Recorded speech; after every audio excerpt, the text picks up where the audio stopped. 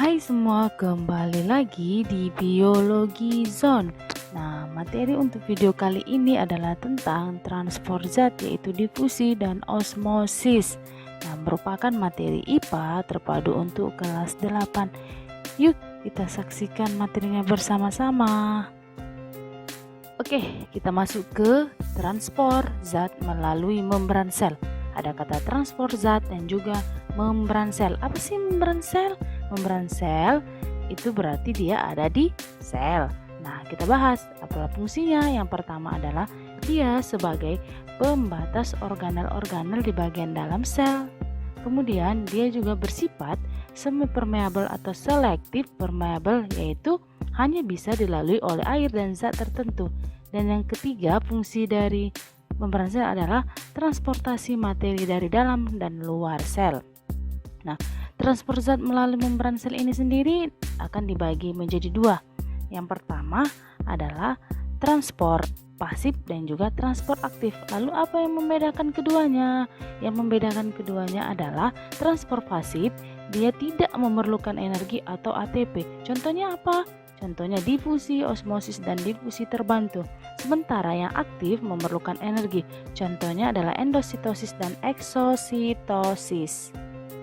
Kita akan melakukan percobaan difusi. Difusi itu apa sih? Nah, sebelum kita lakukan percobaan, kita bahas dulu pengertiannya. Difusi adalah perpindahan zat atau molekul dari konsentrasi tinggi ke konsentrasi rendah hingga menjadi setimbang.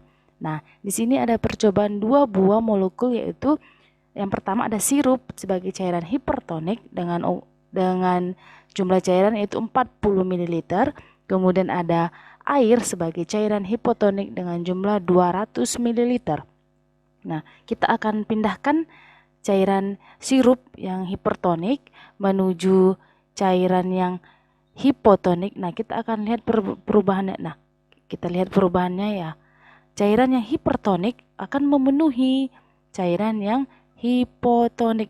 Nah, perlahan dia mulai memenuhi. Nah, hasil percobaan menunjukkan bahwa terjadi proses difusi pada kedua cairan tersebut. Kita akan lakukan percobaan osmosis. Nah, apa itu osmosis? Osmosis adalah perpindahan pelarut dari konsentrasi rendah ke konsentrasi tinggi melalui selaput membran.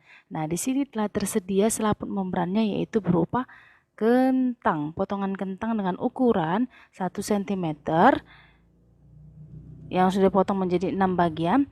Kemudian juga tersedia yaitu larutan konsentrasi garam tinggi, di mana garamnya itu sebanyak 1 sendok lalu diaduk. Kemudian nanti kentang tersebut akan dimasukkan ke dalam larutan garam konsentrasi tinggi tersebut. Kayak kita masukkan satu persatu ke dalam. Lalu kita akan menunggu selama 60 menit perubahan apa sih yang akan terjadi pada kentang tersebut. Baiklah, kita akan lihat hasil dari percobaan osmosis yang telah kita lakukan. Nah, kita ambil potongan kentang tersebut. Satu persatu ya. Lalu kita akan lihat apa sih perubahan yang terjadi pada potongan kentang tersebut. Nah, sebelum kita lihat perubahan, kita lihat pada agak airnya ya. Airnya sedikit lebih keruh, dan ini kita lihat perubahannya. Nah, kita bisa lihat perubahannya, kentangnya yang tadinya teksturnya keras, kini teksturnya berubah menjadi agak lembek atau lunak. Kemudian warnanya kita bisa lihat sedikit menjadi lebih pucat, tidak lagi terang. Tapi yang perubahan yang paling terasa adalah teksturnya ya, menjadi lebih lunak. Nah, kita akan lihat yang lebih jelas. Nah, ini ada 1 dan 2. Kita lihat yang satu itu teksturnya sedikit keras, sementara yang kedua lebih lunak, dan itu perbedaannya. Terlihat sekali perbedaannya. Demikianlah video tentang materi transport zat. Semoga teman-teman semua dapat mengerti dan memahaminya. Terima kasih.